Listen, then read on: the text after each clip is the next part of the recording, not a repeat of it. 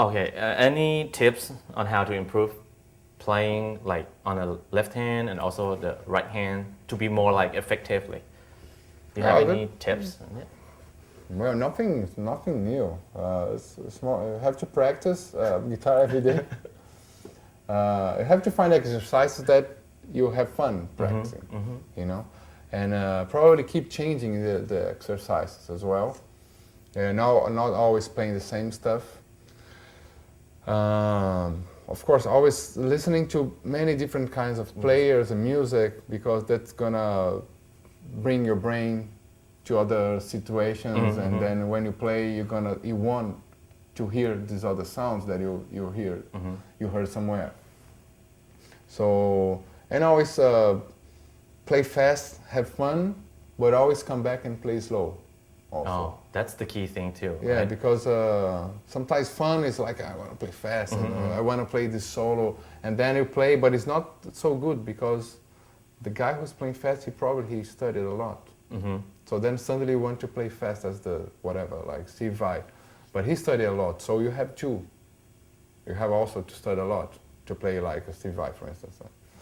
And then, so try to have fun with the album and play together, a bit crappy, but then come back and play the same stuff always slow and looking and correcting the movement, and then try to play again, you know, and always come back to the slow, and then you're gonna, you know, teach your hands, your muscles how to. It's like we have to refine, right? Always, Practice and refine, always over like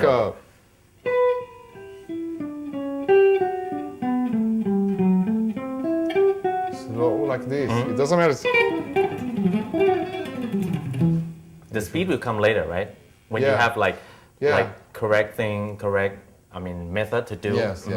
Well, then you need time, but of course, I know it's fun to play fast, and you want to play with your guitar heroes, whatever. So do it, because also playing fast or playing together with the music is fun and makes you play many hours. And if you play like only slow, that's boring. Maybe you're gonna play 20 minutes and that you're tired, because it demands a lot of concentration and stuff.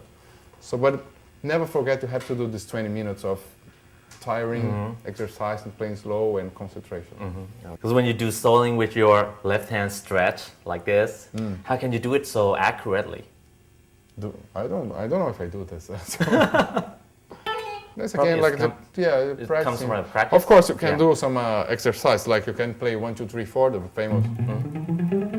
The chromatic one. Yeah, you can play, but then you can do like this, one finger, or you can do like opening here, like, and then you can open here, which is very difficult. So you can start here. You can open like 7 frets. You do 1, 2, 3, 4 with one fret. Okay. And then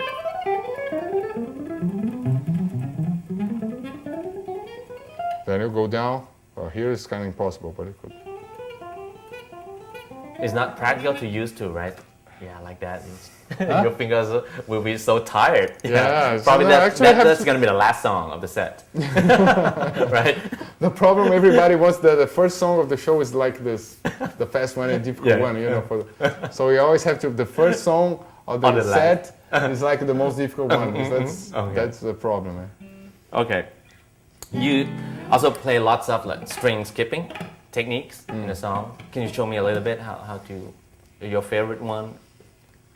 I don't have a favorite, I don't know. But like this.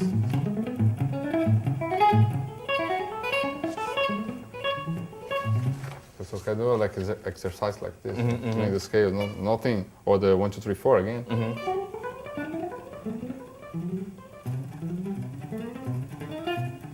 Whoa.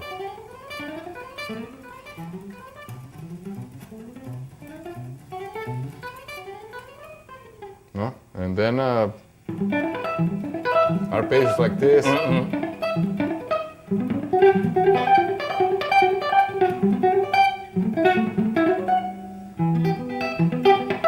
Open triads.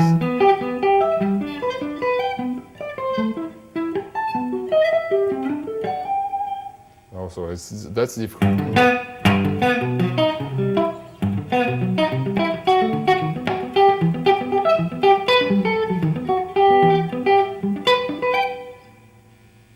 That's difficult. awesome. That's much difficult, much more difficult than Yeah. playing only. Yeah. Because one single note at a time.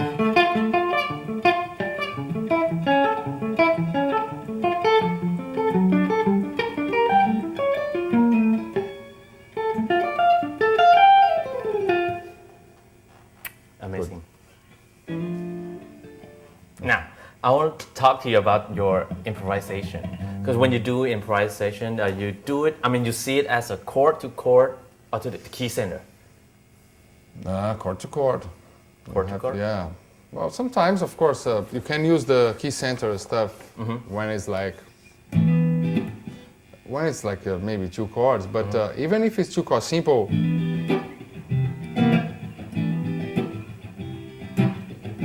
If it's something like this, okay, you can play like pentatonic. Of course, when you play pentatonic, the pentatonic tries to summarize what is going on, like in one pentatonic. So, for instance, example, if I do like a bossa nova tune, like a complicated sequence.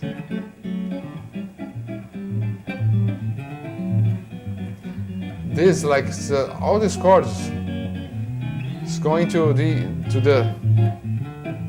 You finish in the D minor.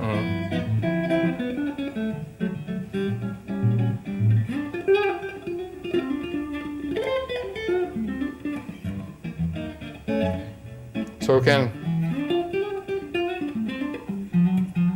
So you can summarize all this harmony in only in the D.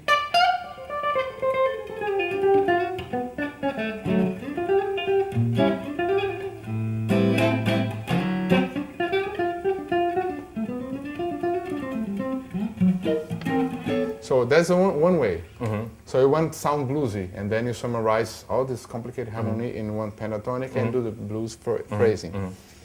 But you can do the contrary. You can get like a very simple harmony with two chords, and think one chord, many different scales, many different atmospheres, and the other one again. So you can do like this. If you have this E minor, so have all the E minor scales to go, right?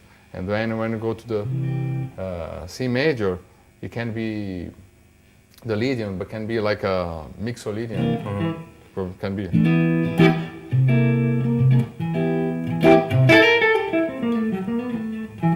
Right, so you can like use in diminish.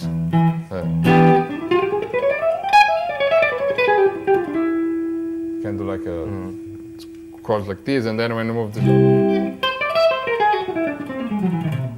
I don't know, use like some hexaphonic stuff, you know.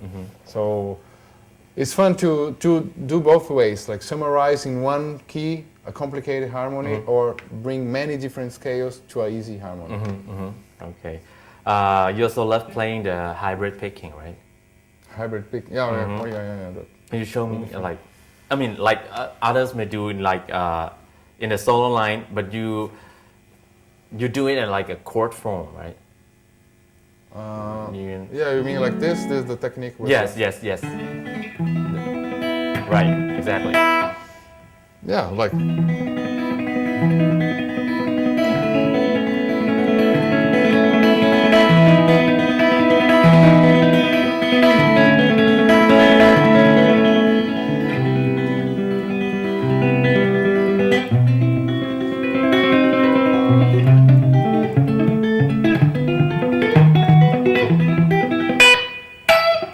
Have a different sound. Okay, you have the country music. I think the country guitar player, they're like the master in this. This kind of thing.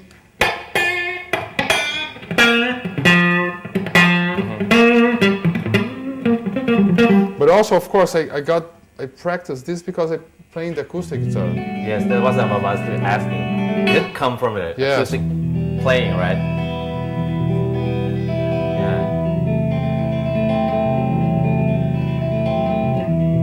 So then you.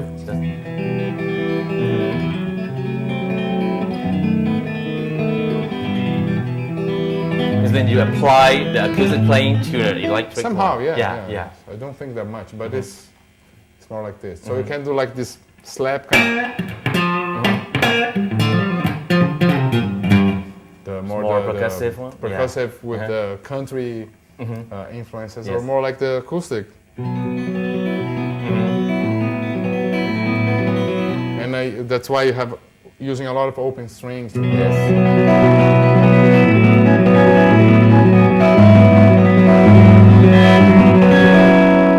So that's more coming from the acoustic.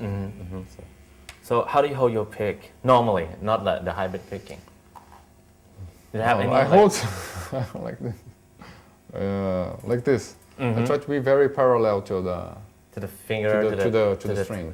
Parallel to the string. Yeah, because you can play like more like this, diagonal, and I play a little bit more like this. So it's more because you have like this kind of sound. It's soft when you play diagonal because if you play parallel,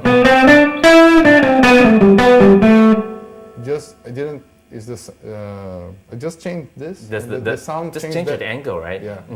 I'm playing the same, doing the same effort here. Sounds bigger. Sounds louder and more attack. Yeah.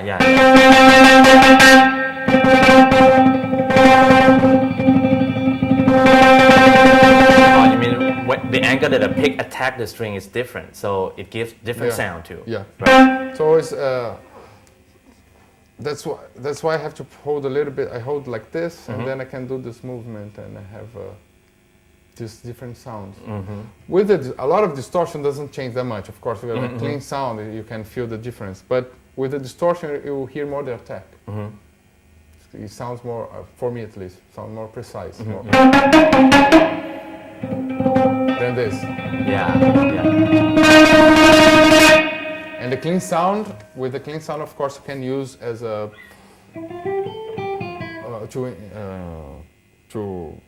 for any interpretation of this note. Or if you want something more softer, you play more like this. If you want to attack, then play It's like a pinch, right? Yeah, exactly. You can use the way of for getting different sounds of the same note, like these different nuances. Okay. Now I'd like to talk about the gear you're using. So let's start from the guitar. What are you using? I have this handmade guitar in Brazil, Tajima. Brazilian woods, very, very nice. Is it ash body? Mahogany. Mahogany body? Yeah. Ebony. And then fretboard, yeah. Yes. Like through. Nice. The Seymour Duncan pickups here. It's more like a rock guitar, this one. Huh? Of course, we have like this hot rails and turnbuckle. Turnbuckle, right. And parallel axis. And the Goto hardware, Floyd Rose. Have this. Basically this. This is a coil tapping too, or the switch. I don't use much push this pull actually. Yeah, the push pull I used to have, but I was always breaking. It was like too hard. Too hard. So it doesn't last long for me, you know. So it's not cool when it breaks. And strings, D'Addario. I use D'Addario. 10. Okay, 1046, right? Yeah, 1046. For standard tuning, and for recording I use 12. You know, for rhythm, when I'm recording I change a lot of strings. I use other kind of strings. 11. For Angra shows I use 11. A little bit harder. Recording rhythm tracks I own 12.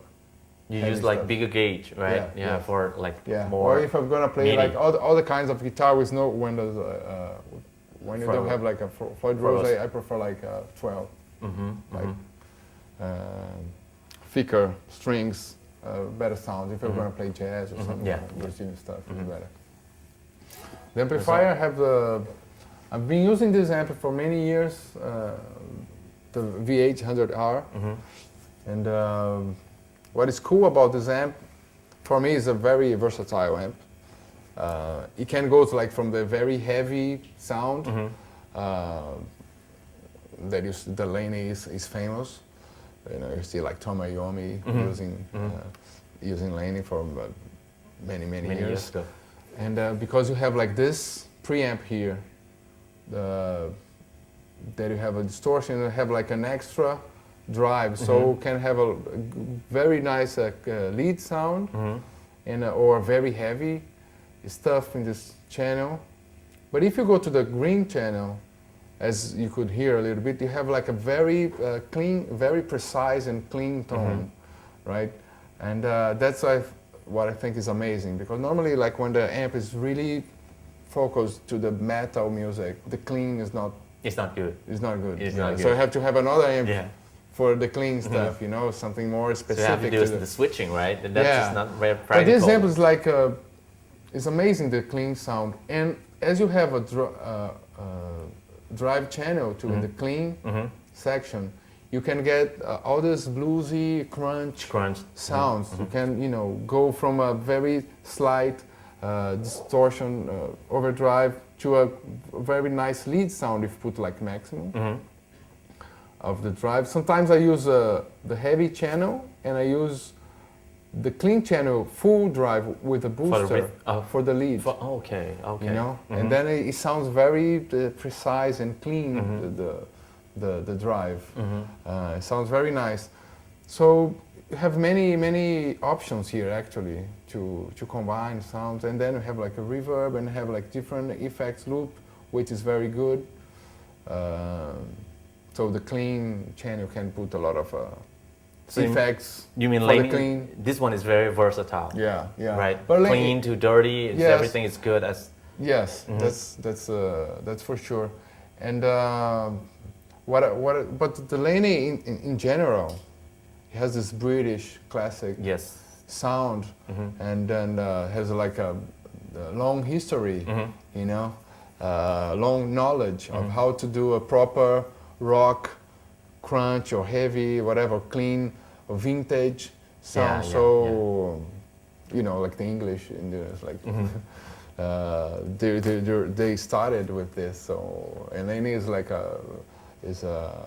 have many years of history. Yes. So they've been there since the beginning, also manufacturing amplifiers and developing the sound of the rock and roll in all through the history of rock and roll, right? When you see it, you see the English. So exactly, and Laney was there since the beginning. So they have all the lines like a Lionheart with another model that's very cool. It's more vintage sound, vintage look as well. So of course I have fun having all the amps as well. But mainly on the road, I use the V8 here. Okay. Is it exactly the set that the EQs and everything that you're using? Pretty much. Kind of. Yes. Like basically a lot of bass, a lot of mids for the distortion. You see like 7, sometimes even put more. Not much. This presence and treble, not much. Actually here could be a little bit. It depends. Now with the carpet and stuff, you can put a little bit more treble, depending on where you're playing. If it's too live walls and stuff, then you take out. Tweak a little bit. Yeah. And then basically this: a lot of bass, a lot of mids, not much treble. The last question: which is the most important thing that most guitar players never pay attention to? What do you think? Well, probably I don't pay attention to. No. Somebody has to tell me. I don't know, music-wise? Something that I said before, maybe like using, as we are in Thailand. I'm sorry, but I don't know much about the Thai music. I was watching some TV today, and I didn't recognize there was like some pop music going on the TV, but I didn't recognize any element that I say, okay, that sounds Thai. Okay. I recognize all the rock elements, a lot of Latin stuff like Cuban, you know, Central American Latin stuff. I recognize general pop rock stuff. but not okay. That's something slightly different. That I say, oh, that must be some of the Thai influences. So I would say, as I said before, use your own culture in favor of you. You know, listen to even if you don't like, say, well, but that's my grandfather used to love this music. I cannot. I like the new stuff, but pay attention to that, and then play your new stuff, your heavy or pop stuff, with a little bit of this music that your grandparents used to like it, you know, and or even before. So that's gonna be unique, right? That's gonna be unique, and if you wanna be like this great guitar player that plays a unique style, only listening to from music that's some other country. It's going to be very difficult for you to be as good as the other country people because they're born in that environment. So you have to use the music that where you're born. So you're born in this environment here. So find out what it's about, and then probably going to be unique in some way. So maybe that's something that the guitar players don't pay attention because everybody wants to be like Jimi Hendrix or Jeff Beck or Steve Vai. And Joe Satriani, Paul Gilbert, and everything. But if you get like the modern ones like Satriani, Paul Gilbert, they're like California, and then you can see like they're California. They have like a little bit of a American way of rock and roll, country, all this in their playing somehow. And what about the other ones from the other places? You know, the English ones, they're gonna have the Beatles or the Led Zeppelin. This information, Deep Purple, you're gonna so we can get all this. Because this is it's there for everyone. For everyone. But this special stuff that is not for everyone, from the Thai music somewhere, then you can add. Then it's going to be different. Because even this, any guitar players like Joe McLaughlin or even Steve Vai, they travel to this other countries to learn a little Far bit. Eastern to find new material, right? Yeah, of course. Like Led Zeppelin did a lot. Yes. And Joe McLaughlin is the biggest example of this. So why not the original, the local people to do this? Yes. เอาละครับแล้วก็สนุกสนานแล้วก็ได้ประโยชน์นะครับได้ทั้งความรู้ได้ทั้งประสบการณ์ทุกๆอย่างนะครับจากคุณคิโก้ร่วมเกือบชั่วโมงทีเดียวนะครับขอให้สนุกสนานกับการเล่นเหมือนที่คิโก้แนะนำเมื่อกี้นะครับลองเอาไปปรับใช้ดูผมว่าเมืองไทยอาจจะมีกีตาร์ฮีโร่คนใหม่ก็ได้ครับวันนี้ผมลาไปก่อนครับสวัสดีครับ